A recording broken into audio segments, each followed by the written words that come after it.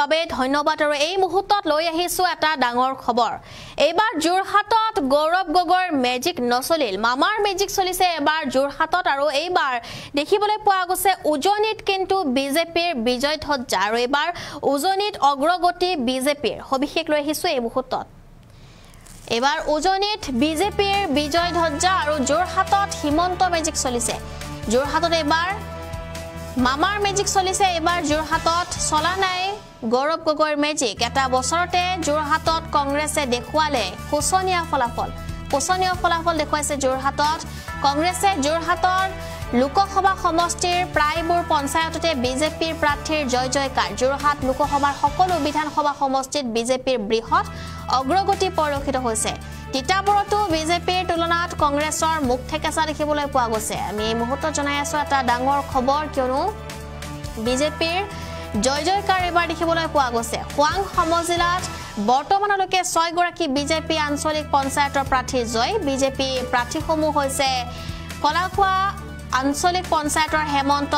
পাংগিং আৰু যেটো লেজাই আঞ্চলিক পঞ্চায়তৰ প্ৰশান্ত দাস চেপন আঞ্চলিক পঞ্চায়তৰ পদ্ম কৰ্মকাৰ আৰু হালধিবাৰী আঞ্চলিক পঞ্চায়তৰ জুৰি কোঁৱৰ এনেদৰে এতিয়া উজনিত কিন্তু দেখিবলৈ পোৱা গৈছে বিজেপিৰ জয় জয়কাৰ যোৰহাটত গৌৰৱ সৌৰভ নচলে বুলি বিজেপি চলে বুলি উল্লেখ কৰিছে কামাখ্যা প্ৰসাদ তাছা যোৰহাটত সাংসদ কামাখ্যা প্ৰসাদ তাছাৰ মন্তব্য যোৰহাটত গৌৰৱ সৌৰভ নচলে বিজেপিহে চলিব আৰু যোৰহাটীয়া ৰাইজে যোৱা এটা বছৰত গৌৰৱ গগৈৰ যেটো সাটো দেখা নাই ৰাইজৰ স্থানীয় সমস্যা গৌৰৱ গগৈয়ে পূৰ কৰিব নোৱাৰে 10খন আঞ্চলিক পঞ্চায়ততে এনডিএৰ প্ৰাৰ্থীৰ জয়লাভ জিলা পৰিষদৰ প্ৰাৰ্থীৰ জয়যাত্ৰা অব্যাহত আছে বিজেপি জিলা সভাপতি শান্তনু পূজাৰীৰ এয়া মুখেৰে মন্তব্য তেওঁ উল্লেখ কৰিছে যেটো এবাৰ উজনিত বিজেপিৰ জয় জয়কাৰ আৰু সকলোতে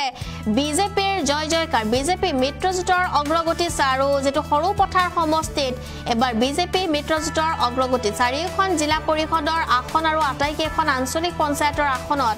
বিজেপি মিত্ৰজোঁটৰ প্ৰাৰ্থীৰ বৃহৎ অগ্ৰগতি দেখিবলৈ পোৱা গৈছে যোৰহাটত পঞ্চায়ত নিৰ্বাচনৰ এবাৰ ভোট গণনা অব্যাহত আছে আৰু 37 নং ৰজাহাউলি গাঁও পঞ্চায়তৰ 8 গৰাকী বিজেপি সমৰ্থিত প্ৰাৰ্থীৰ জয়লাভ যোৰহাটত অব্যাহত আছে ভোট গণনা আৰু ইতিমধ্যে কেইবাখনো পঞ্চায়তৰ ৱাৰ্ড সদস্যৰ লগতে আঞ্চলিক সদস্যসকলৰ জয়লাভৰ পাছতে প্ৰাৰ্থীসকলৰ মাজত দেখিবলৈ পোৱা গৈছে ব্যাপক আনন্দ উৎসাহ যোৰহাট সমষ্টিৰ 37 নং ৰজাউলি গাঁও পঞ্চায়তৰ আঞ্চলিক সদস্য পদৰ প্ৰাৰ্থী দেৱশ্ৰী পূজাৰী দত্তই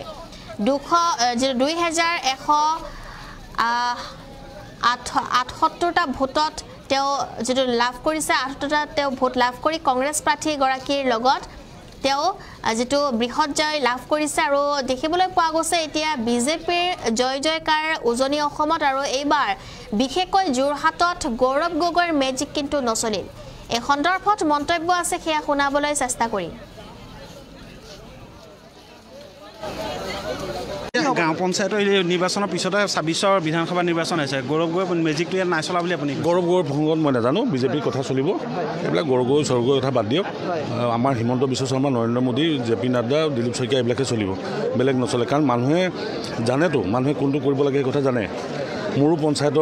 পঞ্চায়তৰ মানুহ কাৰণে অকণমান চাবলৈহে আহিছোঁ যোৰহাটৰ কথা গৌৰৱ গগৈৰ দিন গ'ল কাৰণ কেলৈ পাকিস্তানৰ লগত সম্পৰ্ক থকা মানুহ পাকিস্তানৰ কি অৱস্থা হৈছে আপোনালোকে দেখিছে পাকিস্তানৰ লগত থকা মানুহ কি অৱস্থা হ'ব সেইটো জানিব লাগে সমষ্টি পুনৰ নিৰ্ধাৰণৰ পিছত এইটো এটা প্ৰথমটো নিৰ্বাচন আৰু 2026ৰ নিৰ্বাচনৰ আগত সমষ্টি পুনৰ নিৰ্ধাৰণ হ'লেও মানুহখিনিতো একে আছে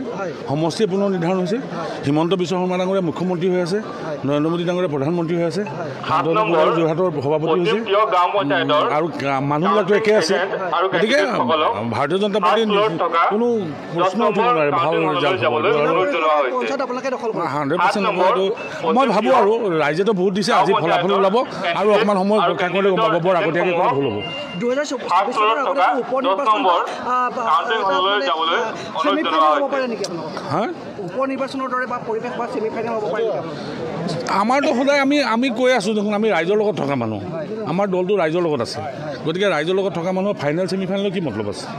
আৰু 26ত মুখ্যমন্ত্ৰী আমাৰ চৰকাৰ হ'ব এইটোতো চবেই জানে গতিকে আপোনালোকেও জানে ৰাইজৰ লগত সুধিলে গম পাব ক'ৰবাত দুই এটা হয়তো লাক আমাৰ বেয়া থাকিলে পৰাজয় হ'ব পাৰে সেইটো বেলেগ কথা আদাৰৱাইজ ৰাইজৰ ইচ্ছা কিন্তু বিৰোধীক দিয়া নহয় মই যিমানটো জানো মই নাজানো গৌৰৱৰ কথা বিজেপিৰ কথা জানো মই বিজেপিৰ কথা জানো বিজেপি ভাল হ'ব বিজেপিয়ে ৰাইজৰ লগত থাকে বিজেপি ৰাইজৰ লগত থাকিব